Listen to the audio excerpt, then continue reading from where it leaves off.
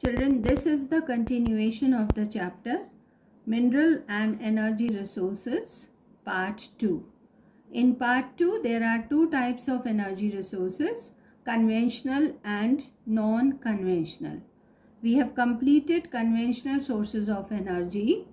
Those are coal, petroleum, natural gas, hydroelectricity. Right? Now we have to begin with non-conventional sources of energy.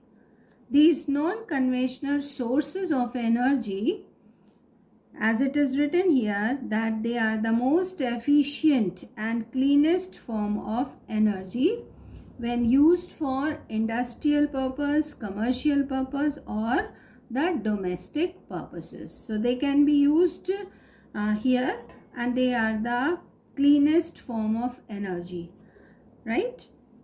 Now, what are the advantages of non-conventional sources of energy?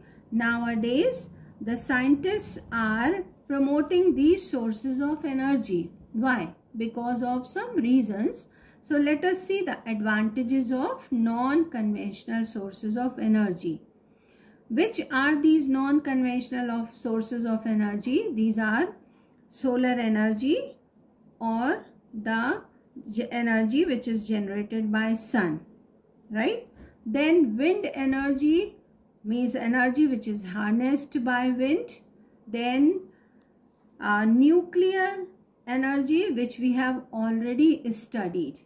Though there are other sources of energy also, like biogas, which is in our syllabus, and geothermal energy. It is not in our syllabus, right? So we'll begin with the advantages. The first advantage is these sources of energy are available freely, and in fact they are renewable, right? And there is no fear of getting exhausted or depleted. They are never ending. Then second advantage, they are environment friendly because they cause no pollution. Third, they can be tapped at large scale at one place or in a small amount at number of places at the same time. And fourth advantage, they are cost effective. They are not very costly. So all these are the advantages. Now let us begin with solar energy. So children, sun is the main source of energy. You all know it gives us heat and light. But this energy which comes from the sun, it is harnessed to produce energy or electricity also. So sun, which is the primary source of energy, sun is the primary source of energy. It provides us enormous amount of energy in the form of solar radiation, which reaches to the Earth's surface, right? So this solar energy is harnessed in two ways. First way is direct solar heating. In this application of sun's energy, sun's rays are concentrated using special mirrors. They are captured using special mirrors or reflectors. Mirrors or reflectors to produce heat at high temperature, right? The example of use are solar heaters, ovens, and the cookers. Okay, so the first way of harnessing solar energy is direct solar heating. By what? By reflectors or special mirrors. Now another way of capturing solar energy is solar electricity generation using photovoltaic cells. Photovoltaic or PV technology converts the sunlight directly into electricity, right? Using especially designed and fabricated cells arranged in suitable arrays. So these are the two ways of capturing energy. First is direct solar heating, right? and it is used mainly in solar heaters, ovens and the cookers. Second, we produce electricity by what? By photovoltaic technology, which converts the sunlight directly into electricity, right? Now let us discuss the advantages of solar energy.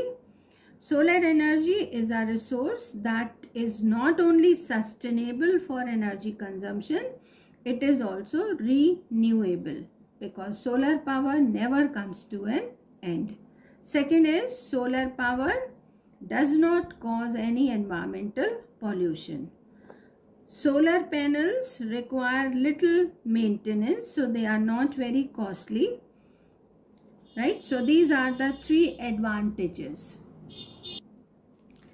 Now, second non-conventional source of power is wind energy, right children? So there are some areas where the blowing of wind means the rate of blowing wind is very fast. So that speed of blowing of wind is utilized to generate electricity. So here it is written that wind is another important source of non-conventional energy.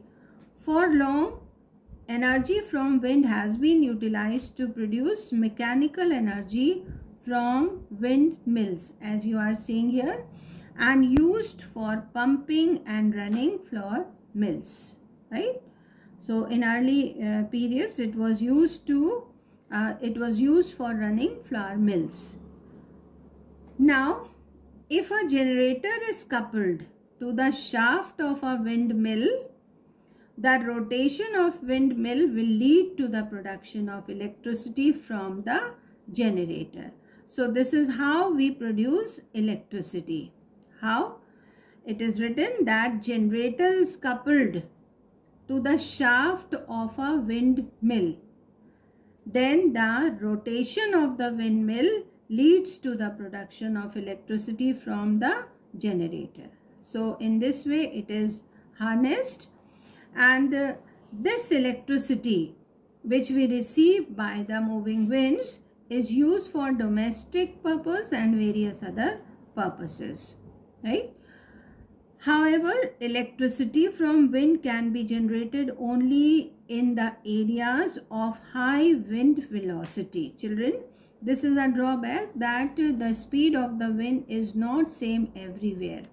In some areas only the wind velocity is high, and with this high velocity we produce electricity. And the main areas from where the wind farms have been established are the coastal regions of Tamil Nadu, Gujarat, Maharashtra and Odisha. Okay. Now, what are the advantages of wind power? The same advantage. It is a clean energy resource and it does not produce greenhouse gases, right? So it is safe. Then next is, wind power is captured efficiently with today's technology, as wind turbines can be placed in a wide variety of locations like deserts and oceans, right? So we have the technology to produce electricity.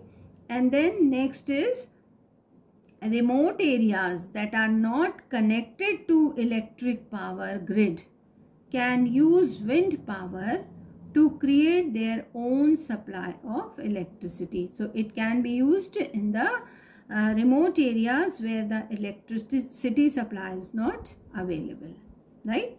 Now next is biogas, right? What is biogas? Biogas is also called gobar gas.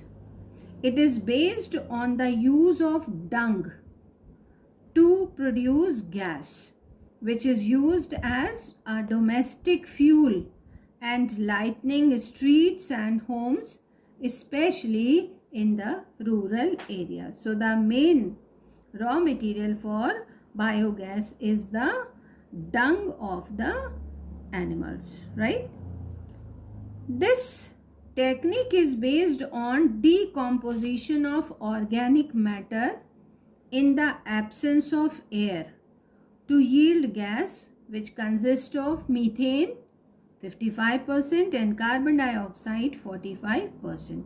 So children, in the rural areas where the main occupation of the people is rearing of domestic animals, so they collect the cow dungs, right, and they dump it in a pit which is covered, right. So when it is covered, there is absence of air. So it produces two main gases, methane and carbon dioxide. So with some planning, the gas can also be used to produce electricity by burning the gas as fuel in a thermal power. So it is used to produce energy. What are the advantages of biogas? First advantage, it is sustainable source. It does not cause any environmental degradation. So it is sustainable source of energy, right? Because it is produced by the crop residues in agriculture and forests, which are the sustainable source of biomass.